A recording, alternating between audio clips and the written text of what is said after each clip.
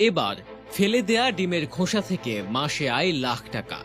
শুনতে অবিশ্বাস্য মনে হলেও ডিম খেয়ে যে খোসা আমরা ফেলে দেই সেই খোসাকে কাজে লাগিয়ে গড়ে উঠেছে কোটি টাকার ব্যবসা।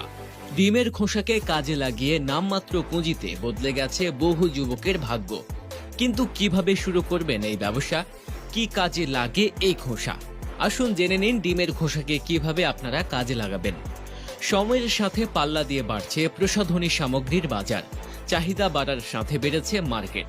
একসময় হাতে গোনা কয়েকটি কোম্পানি নির্ভরযোগ্য প্রসাধনী করলেও বর্তমানে কিছু মার্কেট গড়ে উঠেছে যারা জাপান কিংবা কোরিয়া থেকে প্রসাধনী আমদানি করে থাকে। আর এই প্রসাধনী কোম্পানির মার্কেট বৃদ্ধির সাথে বেড়েছে ডিমের খোসার দাম। একসময় যে খোসাকে উচ্ছিষ্ট ভেবে ফেলে দেয়া হতো, এখন তা দিয়ে আয় হচ্ছে লাখ লাখ টাকা। সম্প্রতি এক পরিসংখ্যানে দেখা গেছে 2032 সাল নাগাদ 850 বিলিয়ন মার্কিন ডলারে পরিণত হবে এই ডিমের খোসা। শুধু প্রসাধনী নয়, ঔষধ হিসেবেও চাহিদা রয়েছে এই ডিমের খোসার। আমাদের দেশে ছোট বড় সকলেরই রয়েছে ক্যালসিয়ামের সমস্যা। দ্রুত জয়েন্টের ব্যথা উপোস করতে ডিমের খোসা গুঁড়ো লাগানো খুবই কার্যকর। এছাড়াও এই থাইরয়েড গ্ল্যান্ড সক্রিয় রাখা, রক্ত পরিষ্কার ও গ্যাস্ট্রিক বা আলসার জনিত ক্র্যাম্পের জন্য ডিমের খোসা দারুণ উপকারী। শুধু রোগ নিরাময় কিংবা প্রতিরোধী নয়, ডিমের খোসায় প্রচুর পরিমাণে ক্যালসিয়াম এবং মিনারেল রয়েছে, যা বাগানের মাটির উর্বরতা বৃদ্ধি করতে সাহায্য করে। ডিমের খোসা গুঁড়ো করে মাটিতে ব্যবহার করতে হয়। তাছাড়াও পশু পাখির খাবারের তালিকায় প্রথম সারিতেই রয়েছে এই ডিমের খোসা। তবে মজার ব্যাপার হলো, ফেলে দেয়া ডিমের এই খোসা থেকে তৈরি হচ্ছে টাইলস। পরিবেশ বান্ধব ও সাশ্রয়ী হওয়ায় দিন দিন এই টাইলসের চাহিদাও বাড়ছে।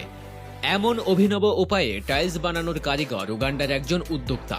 টাইলসের মূল উপাদান ডিমের খোসা হওয়ায় দাম যেমন কম, তেমনি সবার নজরও কাটছে এটি। প্রতিদিন পাল্লা দিয়ে বাড়ছে প্রতিযোগিতা, কিন্তু তাতে মোটেও বিচলিত নন গডফ্রে সেনগঞ্জে। বিদেশ থেকে আমদানি করা টাইলস দেখতে যেমন সুন্দর, সেগুলো টেকসইও বটে, কিন্তু সেনগঞ্জি যে টাইলস বানাচ্ছেন তার সঙ্গে এগুলোর তুলনাই নেই। সাধারণত চীন, ইতালি, তুরস্ক ও মিশরের মতো দেশ থেকে উগান্ডায় টাইলস আমদানি করা হয়। এসব টাইলস প্লে, সিরামিক, পোর্সেলেন বা মার্বেল ও গ্রানাইট দিয়ে তৈরি। অন্যদিকে সিমেন্টের সঙ্গে ডিমের খোসার গুঁড়ো মিশিয়ে টাইলস বানান সেনগঞ্জি। তার তৈরি করা টাইলসের মূল উপাদানই হচ্ছে ডিমের খোসা। স্থানীয় প্রযুক্তিতে তৈরি এমন টাইলস সফল ও প্রমাণিত হয়েছে।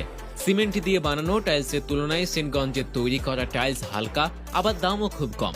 কিন্তু যেহেতু সিমেন্টের তৈরি টাইলস শক্ত ও দীর্ঘস্থায়ী হয়, তাই সেনগঞ্জিও তার টাইলসে সিমেন্ট ব্যবহার করছেন। সাংবাদিকদের তিনি বলেন, টাইলস তৈরিতে ডিমের খোসা ব্যবহার করা